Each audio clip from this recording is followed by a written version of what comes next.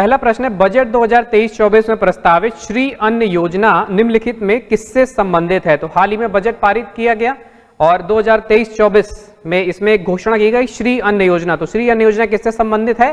तो ये संबंधित है मोटे अनाजों के उत्पादन से, यानी कि मिलेट्स से। इंटरनेशनल ईयर ऑफ मिलेट्स भी है 2023, ये भी एक प्रश्न है आपका, इसको ध्यान रखिएगा। इंटरनेशनल ईयर ऑफ मिलेट्स कौन सा है? 2023। और इसके साथ ही में श्री अन्न योजना किससे संबंधित है? मोटे अनाजों से। मिलते जुलते चीजों से कंफ्यूज नहीं होएगा कि जैसे श्री लगाए तो महिलाएं हो जाएंगी, ऐसा कुछ नहीं है, या युवाओं के लिए कुछ नया प्रारंभ किया जा रहा है इसलिए श्री लगाए, ऐसा भी नहीं है। और मिलेट्स के बारे में बाकी चीजें आपको पता होना चाहिए। किस सीजन की फसलें होती है मिलेट?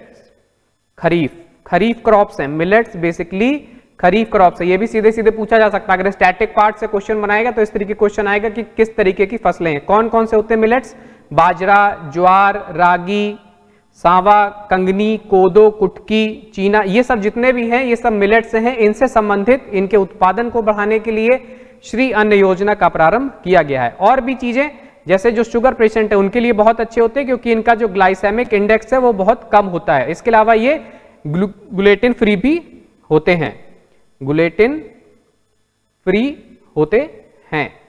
तो ये भी ध्यान रखिएगा कि इसमें ग्लूटेन की मात्रा बहुत कम होती है और ग्लाइसेमिक इंडेक्स इनका बहुत कम होता है। खरीफ क्रॉप से। ये सब बेसिक चीजें इंटरनेशनल ईयर ऑफ मिलेट्स 2023 और मिलेट्स के बारे में कोई भी प्रश्न बनता है तो इस तरीके से आ सकता है। अगला प्रश्न आपका, भारत की पहली क्षेत्रीय रैपिड ट्रांजिट सिस्टम यानी regional rapid transit system RRTS ये किन शहरों के बीच संचालित की जा रही है? तो हाल ही में बजट में इसके लिए घोषणा की गई है और साथ ही में इसके लिए अलग से वित्तीयन भी बजट में किया गया है, इस कारण से ही चर्चा में थी। ये दिल्ली, गाजियाबाद, मेरठ के बीच में ये प्रस्तावित है। 82 किलोमीटर अप्रॉक्स लेंथ है इस पूरे कॉरिडोर की और 55 मिनट में आप दिल्ली से मेरठ पहुंच सकते हैं इस RRTS के माध्यम से। और इसमें स्टेशनों की संख्या अभी लगभग 25 प्रस्तावित है और ये तीव्रगामी ट्रेन होगी जिसमें जो इसकी क्षमता बनाई जा रही है वो 180 किलोमीटर प्रति घंटा की बनाई जा रही है, लेकिन जो ऑपरेशनल स्पीड होगी वो 160 किलोमीटर पर आवर ही इसमें रखी जाएगी। बाकी वाईफाई जैसी सुविधा, लैपटॉप चार्जिंग, LED स्क्रीन, वो सारी सुविधाएं भी इसमें आपको उपलब्ध कराई जाएंगी। तो भारत की पहली है और यूपी से संबंधित है क्योंकि गाजियाबाद और मेरठ इसमें शामिल है, इसलिए महत्वपूर्ण है।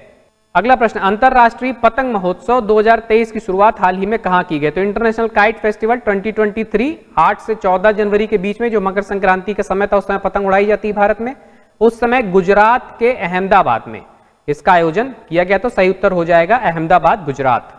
अगला प्रश्न, हाल ही में वर्चुअली आयोजित voice of global south summit. तो ग्लोबल साउथ की संकल्पना को आपको समझना जरूरी है। यहाँ पे भूमध्य रेखा के विभाजन से मतलब नहीं है कि भूमध्य रेखा से नीचे के जो भी देश हैं सब ग्लोबल साउथ में आएंगे। ग्लोबल साउथ की जो वास्तविक अवधारणा है वो उच्च आय और निम्न और मध्यम आय वर्ग के देशों के बीच के विभाजन से संबंधित है। यानी वे देश जो पहले उपनिवेशवाद से प्रभावित रहे और बाद में स्वतंत्रता के बाद वो निम्न आय या मध्यम आय वर्ग की श्रेणी में आज भी आते हैं। तो आप देख सकते हैं कौन कौन से देश हैं। तो इसमें दक्षिण अमेरिका के देश, अफ्रीका के लगभग समस्त देश, अरब प्रायद्वीप के देश, भारत, चीन जैसे देश और साथ ही में दक्षिण पूर्व एशिया के देश इसमें शामिल है। इसके अलावा मैक्सिको भी आपका इसमें शामिल है। तो भूमध्य रेखा से इसका कोई मतलब नहीं क्योंकि भूमध्य रेखा के ऊपर कई सारे इसमें देश है, जैसे भारत तो पूरा ही भूमध्य रेखा के ऊपर आता है। तो इसमें भौगोलिक विभाजन नहीं है, ये एक प्रकार का आर्थिक, राजनीतिक और अंतरराष्ट्रीय विभाजन है। अंतरराष्ट्रीय चर्चा में इस तरीके की बात मिलती है। तो ग्लोबल साउथ की अवधारणा को आपको समझना होगा। तो ग्लोबल साउथ के लिए भारत ने हाल ही में एक वर्चुअली समिट का आयोजन किया जिसका उद्घाटन प्रधानमंत्री नरेंद्र मोदी द्वारा किया गया और इसका नाम था voice of global south summit. इसके बारे में आपको सत्य कथनों का चुनाव करना है। तो पहला, इसकी अध्यक्षता भारत के द्वारा की गई, तो भारत द्वारा की गई एकदम ठीक है।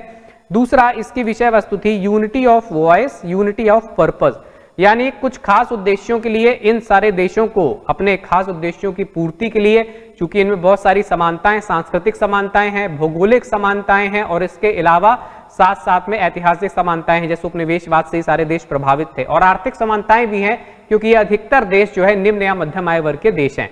तो इनके लिए एक सम्मेलन का जो आयोजन किया गया उसकी थीम थी unity of voice, unity of purpose. दोनों कथन सही है, सही उत्तर हो जाएगा 1 और 2। ये 12 और 13 जनवरी 2023 के मध्य में ये आयोजित किया गया था। वर्चुअली आयोजित किया गया, स्थान कोई नहीं है, वर्चुअली यानी ऑनलाइन मीटिंग के माध्यम से आयोजित किया गया था।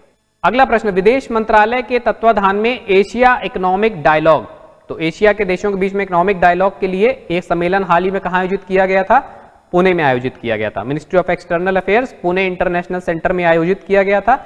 Asia and emerging world order, तो जो भी एशिया के साथ में विश्व का जो नया एक परिवर्तित दौर आगे आ रहा है उसके लिए सम्मेलन का आयोजन किया गया था 23, 24 और 25 फरवरी को पुणे, इंडिया में। सही उत्तर होगा पुणे।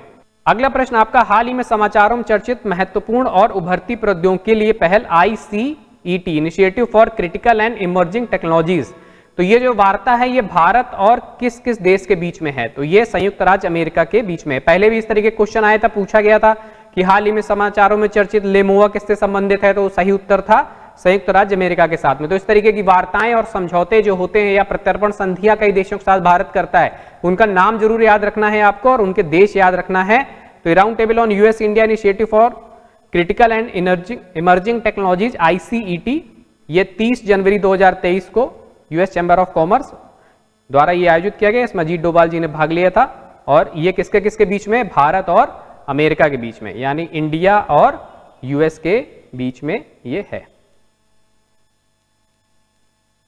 अगला प्रश्न, नृत्यांगना कनक रेले, ये कनक रेले हैं, इनका हाल ही में निधन हो गया और इनका संबंध किस शास्त्रीय नृत्य से था, यह आपको बताना है। तो सही उत्तर है मोहिनी अट्टम। ये मोहिनी अट्टम की नृत्यांगना थी।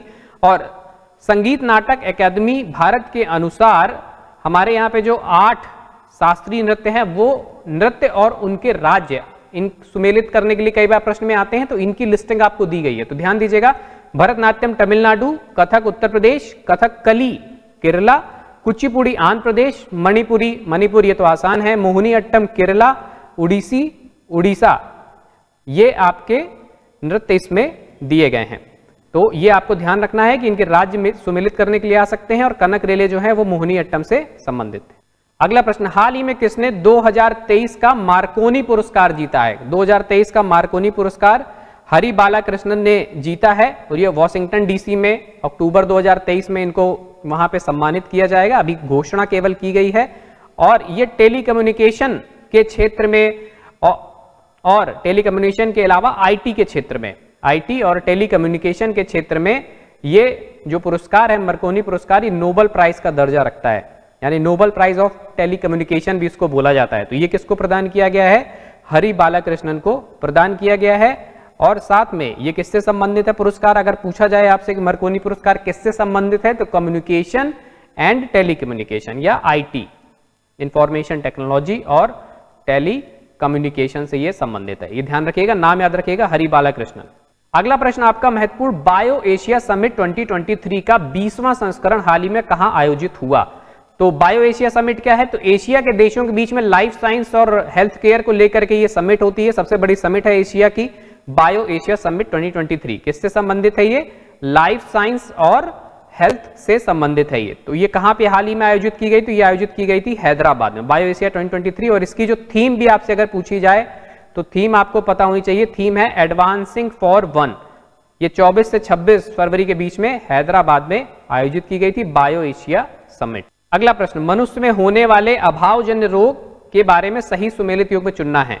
तो यहां पे नाम देखिए क्या दिया है, निक्टालोपिया, ऑस्टियोमेलेशिया और ज़ीरोप्थेल्मिया।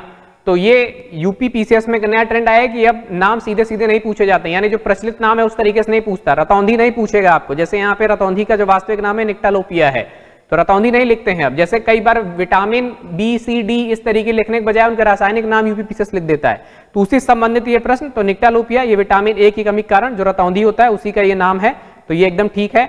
ऑस्टियोमेलेशिया ये सॉफ्टनेस ऑफ बोन्स, यानी हड्डियां जो सॉफ्ट हो जाती हैं उससे संबंधित हो, ये विटामिन डी की कमी के कारण होता है, तो ये भी एकदम ठीक है।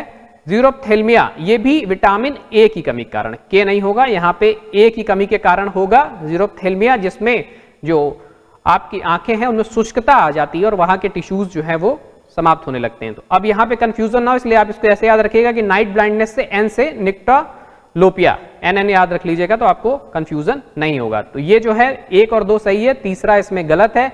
ज़ीरोप्थेल्मिया जो है विटामिन ए की कमी के कारण होता है, क्योंकि इसमें आंखों में शुष्कता आ जाती है। विटामिन के की कमी के कारण क्या होता है? ब्लड क्लॉटिंग रुक जाती है या हेमरेज जैसी समस्याएं इसमें आती हैं, तो विटामिन के से हेमरेज हो सकता है। तो सही उत्तर हो जाएगा 1 और 2, क्योंकि तीसरा जो है वो सुमेलित नहीं है, यह है विटामिन ए की कमी के कारण। अगला प्रश्न, विश्व वन्य जीव दिवस 2023 के संदर्भ में आपको सत्य कथन का चुनाव करना है। यह प्रतिवर्ष 3 मार्च को मनाया जाता है, एकदम ठीक है, डेट जरूर याद रखिएगा। वर्ष 2023 हेतु इसकी थीम यानी विषय वस्तु थी वन्य जीव संरक्षण हेतु साझेदारी, यानी कि partnership for wild life conservation. क्यों मनाया जाता है विश्व वन्य जीव दिवस? तो साइट्स का नाम आपने सुना होगा, convention on international trade in endangered species, यानी जो भी इंडेंजर्ड स्पीसीज हैं उनका अंतरराष्ट्रीय व्यापार ना हो, उनकी तस्करी ना हो, इसके लिए संरक्षण का प्रयास करता है कन्वेंशन। अलग अलग सूचियां हैं और अलग अलग सूचियों में अलग अलग संरक्षित प्रजातियों को ये रखता है। इसकी स्थापना हुई थी 1 जुलाई 1973 को, उसके 50 साल पूरे हुए हैं। तो जब भी किसी के 50 साल या 100 साल पूरे होते हैं तो प्रश्न में आता है वो, तो ये महत्वपूर्ण है कि साइट्स के 50 साल पूरे हुए हैं, इसलिए वन्य जीव दिवस इस बार 3 मार्च को ही मनाया जा रहा है, 3 मार्च को। और partnership for wild life conservation ये जो है इसकी थीम है। तो थीम याद रखिएगा, साइट्स याद रखिएगा, 50 साल याद रखिएगा और साथ में 3 मार्च भी याद रखना है।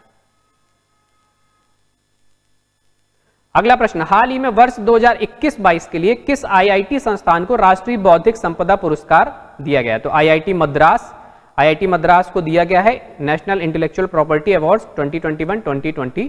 ये जरूर याद रखिएगा, कई बार यूपी से मिलते जुलते आपको नाम दिए जाएंगे ताकि आप कंफ्यूज हो जाएंगे, आपको लगेगा कि यूपी का प्रश्न हो सकता है, लेकिन ये गलत है, आईआईटी मद्रास याद रखिएगा। अगला प्रश्न उत्तर प्रदेश संबंधित, उत्तर प्रदेश प्रकृति और पक्षी महोत्सव, Uttar Pradesh nature and bird festival, इसका आयोजन हाल ही में कहां पे किया गया? तो 1 से 3 फरवरी 2023 के बीच में इसका आयोजन महोबा में किया गया था। कहां किया गया था? महोबा में। महोबा और किस लिए फेमस है? पान के लिए फेमस है, पान उत्पादक जिला है। इसके अलावा सांस्कृतिक रूप से आल्हा और उदल का ये जिला है, इसलिए भी ये महत्वपूर्ण है, तो ध्यान रखिएगा। और अगर इस आपसे इसकी थीम पूछी जाती है कि उत्तर प्रदेश में जो सम्मेलन हुआ इसकी थीम क्या थी, तो conserving nature preserving heritage, conserving nature प्रकृति का संरक्षण, प्रिजर्विंग हेरिटेज और हेरिटेज का संरक्षण। तो ये इसकी जो है ये थीम है, थीम याद रखिएगा, जिला याद रखिएगा, ये महत्वपूर्ण है उत्तर प्रदेश के संदर्भ में। अगला प्रश्न, निम्न में किसके नाम सबसे ज्यादा समय तक उत्तर प्रदेश के मुख्यमंत्री का कार्यकाल पूरा करने का रिकॉर्ड है? सबसे ज्यादा बार नहीं पूछा गया, सबसे ज्यादा कार्यकाल किसने पूरा किया है? तो अभी तक जो इसका उत्तर हुआ करता था इस तरीके के ट्रेडिशनल क्वेश्चन का, वो हुआ करता था संपूर्णानंद, क्योंकि इन्होंने 5 साल 345 दिन का रिकॉर्ड था इनके नाम पे। लेकिन जैसे ही योगी आदित्यनाथ ने 5 साल 346 दिन पूरे किए तो उसके बाद ये रिकॉर्ड हो गया है इनके नाम में। सरकार भी है इसलिए प्रश्न आने की ज्यादा संभावना है। तो ये याद रखिएगा कि सबसे ज्यादा कार्यकाल पूरा करने वाले मुख्यमंत्री कौन है? योगी आदित्यनाथ। मुलायम सिंह भी कई बार मुख्यमंत्री रहे लेकिन कभी 5 साल का कार्यकाल पूरा नहीं किया, केवल इनके बेटे अखिलेश यादव ने 5 साल का कार्यकाल पूरा किया था और उनका जो टोटल कार्यकाल था वो था 5 ईयर 4 डेज का। और मायावती, इन्होंने भी काफी बार मुख्यमंत्री रही हैं, 4 बार मुख्यमंत्री ये रही हैं। अगला प्रश्न, उत्तर प्रदेश के वन्य जीव अभ्यारण्य और उनके जिले, यानी ये अभ्यारण्य कहां पे हैं और उनके जिले संदर्भित पूछा गया है। तो चंद्रप्रभा वन्य जीव अभ्यारण्य, ये चंदौली जिला, ये एकदम सही सुमेलित है। दूसरा, कछुआ वन्य जीव अभ्यारण्य वाराणसी, ये कई बार पूछा भी जा चुका है, प्रीवियस ईयर का रिपीटेड क्वेश्चंस भी है, तो इसको जरूर देख के जाइएगा। ये है वाराणसी, एकदम सही सुमेलित है ये भी। महावीर स्वामी वन्य जीव अभ्यारण्य, ये ललितपुर, ये भी ठीक है। तो ये तीनों सही सुमेलित है, सही उत्तर हो जाएगा 1, 2 और 3। तो प्रशासनिक गुरुकुल की इस गुरु सीरीज में जुड़े रहने के लिए आप सभी का हार्दिक धन्यवाद। और वीडियो अगर अच्छा लगा है तो आप इसको लाइक कीजिए, अपने मित्रों के साथ शेयर कीजिए जो इस बार यूपी पीसीएस देने जा रहे हैं, और सब्सक्राइब कीजिए यूट्यूब पे हमारा चैनल प्रशासनिक गुरुकुल। आज की कक्षा में जुड़ने के लिए आप सभी का हार्दिक धन्यवाद।